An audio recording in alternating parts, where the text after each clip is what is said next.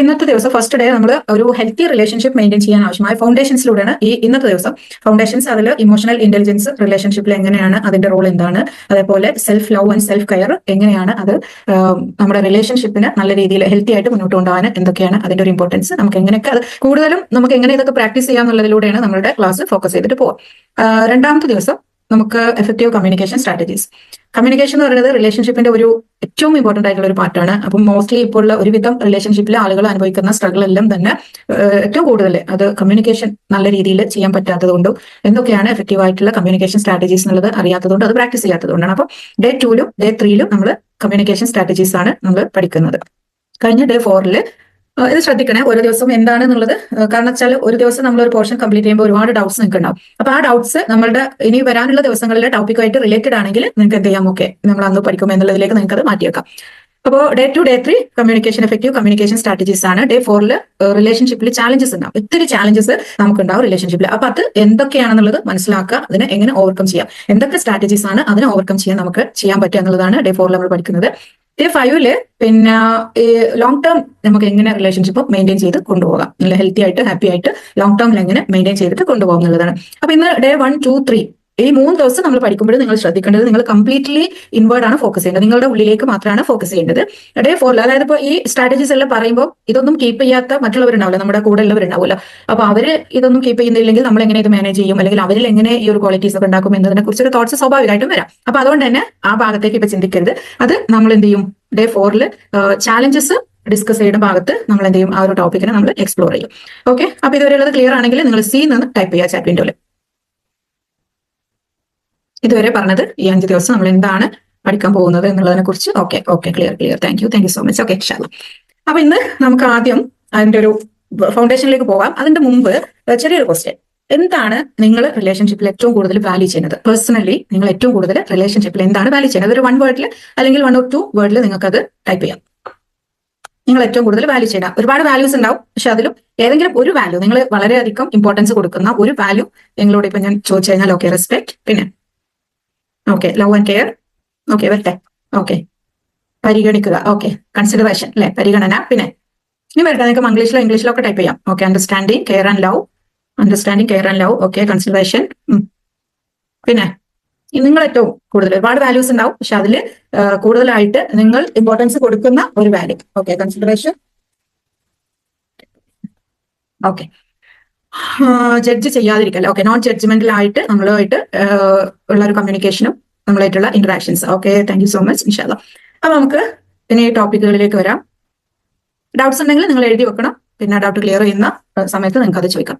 അപ്പൊ ഫൗണ്ടേഷൻസിൽ ആദ്യം നമുക്ക് ഒന്ന് പോയി നോക്കാം എന്തൊക്കെയാണ് അവിടെ ഉള്ളതെന്ന്.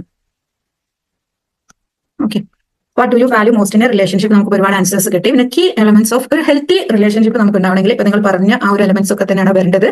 ട്രസ്റ്റ് ഉണ്ടാവണം, അങ്ങോട്ടും ഇങ്ങോട്ടും നമുക്ക് ഒരു ട്രസ്റ്റ് ഉണ്ടാകുമ്പോഴാണ് അതിനൊരു എന്താണ് ആ ഒരു റിലേഷൻഷിപ്പിന്റെ അതിനൊരു സ്ട്രെങ്ത് ഉണ്ടാവുള്ളൂ. അതുപോലെ റെസ്പെക്ട് ഒരു ഭാഗത്ത് ഇങ്ങോട്ടേക്ക് മാത്രമല്ല, അപ്പൊ നമ്മൾ റെസ്പെക്ട് ഒരു വാല്യൂ ആയിട്ട് നമ്മൾ കാണുമ്പോൾ എപ്പോഴും കൂടുതലായിട്ട് നിങ്ങൾ ശ്രദ്ധിക്കേണ്ടതെന്ന് വെച്ചാൽ ഇങ്ങോട്ടേക്ക് കിട്ടുന്നതിലപ്പുറം നമ്മൾ അങ്ങോട്ടേക്ക് എന്താണ് കൊടുക്കുന്നത് അതിലേക്കാണ് നിങ്ങൾ ഫോക്കസ് ചെയ്യുന്നത് കേട്ടോ. അപ്പോൾ അങ്ങോട്ടും ഇങ്ങോട്ടും വേണം, റിലേഷൻഷിപ്പിൽ അങ്ങോട്ടും ഇങ്ങോട്ടും വേണം. പക്ഷെ നമ്മൾ ഇതൊരു സെൽഫ് റിഫ്ലക്ഷൻ കോഴ്സ് കൂടെ ആയതുകൊണ്ട് തന്നെ, അതുപോലെ സെൽഫ് എംപവർമെന്റ് ആയതുകൊണ്ട് തന്നെ നമ്മൾ എന്ത് ചെയ്യണം, ആദ്യം സ്വന്തത്തിലേക്ക് നോക്കുക. ഇവിടെ അങ്ങോട്ടേക്ക് കൊടുക്കുന്ന കാര്യങ്ങളാണ് നമ്മൾ എപ്പോഴും ശ്രദ്ധിക്കേണ്ടത്. ഒരുപാട് നമുക്ക് അതിൽ ഇനിയും ഇമ്പ്രൂവ് ചെയ്യാനുണ്ടാവും. എമ്പതി, പിന്നെ കമ്മ്യൂണിക്കേഷൻ, അതിന്റെ ഒരു മാസ്റ്റർ കീ ആണ്.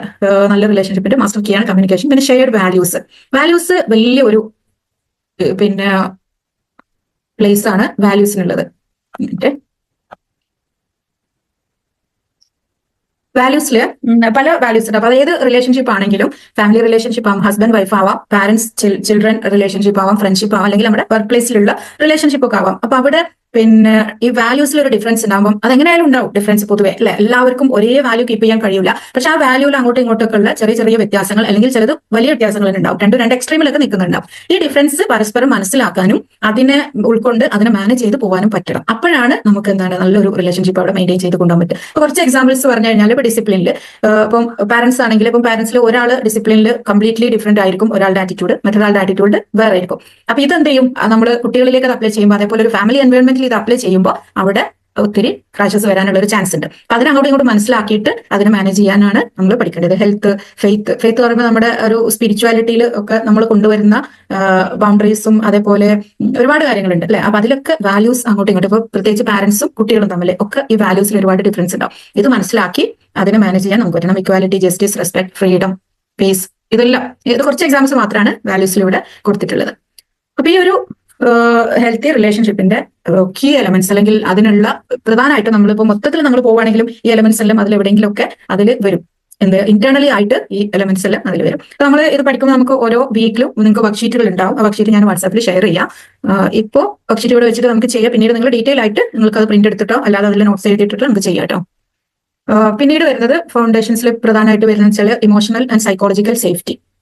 ഒരു റിലേഷൻഷിപ്പില് ആ ഒരു സേഫ്റ്റി ഇല്ലെങ്കിൽ, ഒരു ഇമോഷണൽ അല്ലെങ്കിൽ ഒരു സൈക്കോളജിക്കൽ സേഫ്റ്റി ഇല്ല എന്നുണ്ടെങ്കിൽ എന്താ സംഭവിക്കുക? നമുക്കൊന്ന് ടൈപ്പ് ചെയ്യാം ചാറ്റ് വിൻഡോയിൽ. എന്താണ് സൈക്കോളജിക്കൽ സേഫ്റ്റി ഒരു റിലേഷൻഷിപ്പിൽ? എനി എൻവയോൺമെന്റ്, നമുക്ക് എല്ലാതും ഫാമിലി എൻവയോൺമെന്റ് മാത്രമല്ല കേട്ടോ, നമ്മൾ വർക്ക് എൻവയോൺമെന്റിലാണെങ്കിലും ഫ്രണ്ട്ഷിപ്പിലാണെങ്കിലും എവിടെയാണെങ്കിലും ഒരു ഇമോഷണൽ സേഫ്റ്റി ഇല്ല എങ്കിൽ എന്താണ് സംഭവിക്കുക? നമുക്ക് ചാറ്റ് ചെയ്യാം. ഓക്കെ, ഇൻസെക്യൂരിറ്റി ഉണ്ടാവും. പിന്നെ അതെന്താണെന്നുള്ളത് ചോദിക്കുന്നുണ്ട് അല്ലെ. ഓക്കെ, അതായത് നമുക്ക് ഫ്രീ ആയിട്ട് ഒരു ആക്സെപ്റ്റഡ് ഒരു ഫീലിംഗ്, അതേപോലെ ഒരു വാല്യൂ ഉണ്ട് എന്നുള്ള ഒരു ഫീലിംഗ്, ഒരു സെക്യൂർ ഫീലിംഗ്. ഇപ്പൊ എനിക്ക് ഞാനായിട്ട് തന്നെ എന്നെ എക്സ്പ്രസ് ചെയ്യാനുള്ള ഒരു സെക്യൂർ ഫീലിംഗ് ഉണ്ടാവണം. അതാണ് ഒരു ഇമോഷണൽ സേഫ്റ്റി എന്ന് പറയുന്നത്. എന്തെങ്കിലും ആരോടെങ്കിലും ചോദിക്കാൻ, ഇപ്പൊ നമ്മളെക്കാളും മുകളിലുള്ള ഒരു വ്യക്തി ഉണ്ട്, അവരോട് നമുക്ക് ചിലപ്പോൾ പെർമിഷൻ ചോദിക്കാം, ചിലപ്പോൾ കാശ് ചോദിക്കാം, അല്ലെങ്കിൽ മറ്റെന്തെങ്കിലും നമ്മുടെ ആവശ്യങ്ങൾ, നമ്മുടെ നീഡ്സ് ഒക്കെ അവരുമായിട്ട് കമ്മ്യൂണിക്കേറ്റ് ചെയ്യാൻ ഒരു പേടി, അങ്ങനെ ഉണ്ടെങ്കിൽ അതെല്ലാം എന്താണ് ഈ ഒരു ഇമോഷണൽ ആൻഡ് സൈക്കോളജിക്കൽ സേഫ്റ്റിയിൽ വരും. അപ്പൊ നമുക്കൊരു ഫ്രീഡം ഓഫ് എക്സ്പ്രഷൻ, നമ്മുടെ തോട്ട്സ് ആണെങ്കിലും നീഡ്സ് ആണെങ്കിലും ഫീലിംഗ്സ് ആണെങ്കിലും എന്താണെങ്കിലും നമുക്കത് എക്സ്പ്രസ് ചെയ്യാനുള്ള ഒരു ഫ്രീഡം, ഒരു സെക്യൂർ ആയിട്ടുള്ള എൻവയോൺമെന്റ് ഉണ്ടോ എന്നുള്ളതാണ് ഇതിൽ പറയുന്നത്. അതിൽ പിന്നെ കുറച്ച് ഡീറ്റെയിൽ ആയിട്ട് ഞാനൊരു സൈറ്റ് ഉണ്ട്, അതൊന്ന് നിങ്ങൾക്ക് ചാറ്റ് വിൻഡോയിൽ നിങ്ങൾക്ക് അതൊന്ന് ഷെയർ ചെയ്യാം. നിങ്ങൾക്ക് വേണമെങ്കിൽ പിന്നീട് ഇപ്പൊ സേവ് ചെയ്ത് വെക്കാം, എന്നിട്ട് പിന്നീട് നിങ്ങൾക്കത് കുറച്ച് ഡീറ്റെയിൽ ആയിട്ടുള്ള കുറച്ച് ഓക്കെ, നമുക്ക് കോൺഫിഡൻസ് ഉണ്ടാവില്ല. പിന്നെ എന്തൊക്കെയാണ് ഈ ഒരു സൈക്കോളജിക്കൽ സേഫ്റ്റി നമുക്ക് ഇല്ല എങ്കിൽ എന്താണ്? ഓക്കെ, ലാക്ക് ഓഫ് ട്രസ്റ്റ്, പിന്നെ ഒരു പേടി അല്ലെ, ഒരു ഇൻസെക്യൂരിറ്റി ഫീലിംഗ്, അതുപോലെ എപ്പോഴും ഒരു പേടി ഉള്ളിൽ ഉണ്ടാകും. അതേപോലെ ഒരു സമാധാനം ഉണ്ടാവില്ല, ഒരു സാറ്റിസ്ഫാക്ഷൻ ഉണ്ടാവില്ല. ഇങ്ങനത്തെ ആ ഒരു റിലേഷൻഷിപ്പിൽ എപ്പോഴും ഒരു സേഫ് ആണ് എന്നുള്ള ഒരു ഫീലിംഗ് നമുക്ക് ഉണ്ടാവില്ല അതില്ലെങ്കിൽ. സോ അത് കൊണ്ടുവരണം. അതെങ്ങനെ കൊണ്ടുവരാന്ന് വെച്ചാൽ നമ്മളിനി ത്രൂ ഔട്ട് നമ്മൾ പോകുന്ന വഴികളിലൂടെ ഒക്കെ ഇതെല്ലാം കിട്ടാനുള്ള വഴികളുണ്ട് കേട്ടോ. പിന്നെ സെൽഫ് അവയർനെസ് എന്താണ്? ഞാൻ എന്റെ പേഴ്സണാലിറ്റി, ക്യാരക്ടേഴ്സ്, എന്റെ ഹാബിറ്റ്സ്, എന്റെ ബിഹേവിയർ, അതുപോലെ എന്റെ ഇമോഷണൽ റെസ്പോൺസസ് ഒക്കെ എങ്ങനെയാണ് എന്റെ കൂടെയുള്ളവരെ കൂടി അത് അഫക്ട് ചെയ്യുന്നത് എന്നുള്ളതിനെ കുറിച്ച് എനിക്കുണ്ടാകുന്ന ഒരു അവയർനെസ്, അത് ഇമ്പോർട്ടന്റ് ആണോ? Yes or no? നിങ്ങളുടെ ലൈവ് ആയിട്ടുണ്ട് എന്നുള്ളതിനുള്ള എനിക്ക് തെളിവ് നിങ്ങളുടെ ചാറ്റുകളാണ്. Yes or no? Okay, yes. പിന്നെ യെസ് ഇനി വരട്ടെ. Okay, yes. Okay, thank you so much. അപ്പൊ എല്ലാവരും ഇവിടെ ഉണ്ട് ലൈവ് ആയിട്ട്. ഓക്കെ, അപ്പൊ ഈ ഒരു സെൽഫ് അവയർനെസ് നോക്കണം. അപ്പൊ ഈ ഒരു സെൽഫ് അവയർനെസ്സിലൂടെയാണ് നമ്മളിപ്പോ നമ്മളുടെ ഈ ഒരു 5 days ഈ ഒരു ബൂട്ട് ക്യാമ്പ് നമ്മൾ പോകുന്നത് കേട്ടോ. അപ്പൊ ഇതുവരെ പറഞ്ഞതിൽ എന്തെങ്കിലും ഡൗട്ട് ഉണ്ടെങ്കിൽ നിങ്ങൾക്കൊന്ന് ഹാൻഡ് റൈസ് ചെയ്യാം. നിങ്ങൾക്ക് അല്ലെങ്കിൽ നിങ്ങൾക്ക് ഇതിൽ ചോദിക്കാം, ചാറ്റ് വിൻഡോയിൽ തന്നെ നിങ്ങൾക്ക് ചോദിക്കാം എന്തെങ്കിലും ഡൗട്ട് ഉണ്ടെങ്കിൽ. ഇനി നമ്മൾ ഇതിൽ ഡീറ്റെയിൽ ആയിട്ട് കുറച്ച് ഡീറ്റെയിൽ ആയിട്ട് നമ്മൾ ഇമോഷണൽ ഇന്റലിജൻസിലേക്കാണ് നെക്സ്റ്റ് പോകുന്നത്. അത് കഴിഞ്ഞിട്ട് പിന്നെ റോൾ ഓഫ് സെൽഫ് ലവ്. ഒരു റിലേഷൻഷിപ്പിൽ എന്നോടുള്ള എന്റെ ഒരു റിലേഷൻഷിപ്പ് അതും കൂടെ ഉണ്ട് അല്ലെ. Your relationship with your self matters more. മറ്റുള്ളവരുമായിട്ടുള്ള എന്റെ റിലേഷൻഷിപ്പിനേക്കാളേറെ അതിനേക്കാളൊക്കെ ഫസ്റ്റ് എനിക്ക് ഞാനുമായിട്ടുള്ള ഒരു റിലേഷൻഷിപ്പ് എന്താണ് എനിക്ക് മറ്റുള്ളവരുമായിട്ടുള്ള റിലേഷൻഷിപ്പിനെയും അത് എപ്പോഴും ബാധിക്കും. അത് സെൽഫ് ഇമേജും സെൽഫ് എസ്റ്റീമും ഒക്കെ നമ്മൾ ഡീറ്റെയിൽ ആയിട്ട് പഠിച്ചു അല്ലെ. അപ്പൊ നമ്മൾ എന്ത് ചെയ്യണം? നമുക്ക് അതിനുള്ള പ്രാക്ടിക്കൽസ് ഒക്കെ നമ്മളിപ്പോൾ പഠിക്കുന്നുണ്ട്. സെൽഫ് കെയറിനും സെൽഫ് ലവ് എന്തൊക്കെ നമ്മൾ ചെയ്യണം, അതെങ്ങനെ റിലേഷൻഷിപ്പിന് ചെയ്യും എന്നുള്ളതൊക്കെ നമുക്ക് കുറച്ചും കൂടെ ഡീറ്റെയിൽ ആയിട്ട് നമുക്ക് ചെയ്യാം. ഓക്കെ, അപ്പൊ ഇനി ഫസ്റ്റത്തത്, അതായത് ഫൗണ്ടേഷൻസ് എല്ലാവർക്കും ക്ലിയർ ആണെങ്കിൽ നിങ്ങൾക്ക് സി എന്ന് ടൈപ്പ് ചെയ്യാം. അതല്ലെങ്കിൽ എന്തെങ്കിലും ഡൗട്ട് ഉണ്ടെങ്കിൽ നിങ്ങൾക്ക് ചോദിക്കാം. ഫെയ്ത്ത് എന്ന് പറഞ്ഞാൽ നമ്മളുടെ ഒരു സ്പിരിച്വാലിറ്റി. ആ സ്പിരിച്വാലിറ്റിയിൽ ഇപ്പൊ ഈവൻ ഹസ്ബൻഡ് വൈഫ് ആണെങ്കിൽ പോലും സ്പിരിച്വാലിറ്റി എന്ന് പറയുന്നത് ബേസിക് ആയിട്ടുള്ള ഒരുപാട് കാര്യങ്ങൾ ഉണ്ടാകും. അതിന്റെ കൂടെ എന്തൊക്കെ പാടില്ല, നമുക്ക് എന്തൊക്കെ വേണം, നമ്മുടെ ഒരു ഫാമിലി അറ്റ്മോസ്ഫിയർ അല്ലെങ്കിൽ വർക്ക് അറ്റ്മോസ്ഫിയർ ആയാലും ഫ്രണ്ട്ഷിപ്പിലൊക്കെ ആണെങ്കിലും അത് ഓരോരുത്തർക്കും ചിലപ്പം ആ വാല്യൂസിൽ ഡിഫറൻസ് ഉണ്ടാകും. അതിന്റെ ഒരു ഫോക്കസിൽ, അതേപോലെ ഇന്റൻസിറ്റിയിൽ എല്ലാം എത്രത്തോളം ഡിവോട്ടഡ് ആണ്, എത്രത്തോളം ഡിവോട്ടഡ് അല്ല. അപ്പൊ ഒരാൾ ഒരു ടൈം, ഇപ്പൊ 2 പേഴ്സൺ 2 വ്യക്തികളാണെങ്കിൽ ഒരാൾ ഒരുപാട് ടൈം പിന്നെ നമ്മളുടെ സ്പിരിച്വൽ ആയിട്ടുള്ള കാര്യങ്ങളിലേക്കൊക്കെ ഡിവോട്ടഡ് ആയിരിക്കാം, അല്ലെങ്കിൽ നന്നായിട്ട് ശ്രദ്ധിക്കുന്നവരായിരിക്കാം.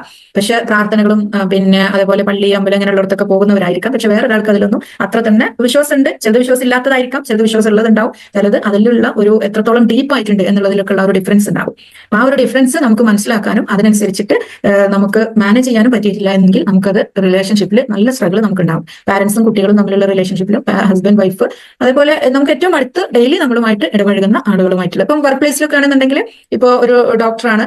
അപ്പോൾ അവിടെയുള്ള കുറെ വാല്യൂസ് എന്താണ് ഇപ്പൊ ഞാൻ ഡോക്ടറാണെന്ന് വെച്ചോ, അപ്പൊ അവിടെയുള്ള എന്റെ ഹോസ്പിറ്റലിൽ അല്ലെങ്കിൽ ക്ലിനിക്കിലുള്ള കുറെ വാല്യൂസ് എന്റെ ഒരു സ്പിരിച്വൽ വാല്യൂ ആയിട്ട് അലൈൻ ചെയ്യണില്ല എന്നുണ്ടെങ്കിൽ ഒന്നുകിൽ എനിക്ക് എന്ത് ചെയ്യാം, ഓക്കെ അത് കണ്ണടച്ചിട്ട് അത് വെച്ചിട്ട് മുന്നോട്ട് പോകാം. അതല്ലെങ്കിൽ എന്ത് ചെയ്യാം, എന്തായാലും അത് എനിക്ക് പറ്റില്ല എന്നുള്ളതാണെങ്കിൽ അവിടെ എന്ത് ചെയ്യും, അത് ഒഴിവാക്കിയിട്ട് പോരേണ്ടി വരും. അല്ലെങ്കിൽ ആ ഒരു വല്ലാത്തൊരു ഇന്റേണൽ സ്ട്രഗിൾ വരും. ഇന്റേണൽ മാത്രമല്ല, അത് റിലേഷൻഷിപ്പിലെല്ലാം അതിന്റെ ഒരു എഫക്ട് നമുക്ക് കാണാൻ പറ്റും.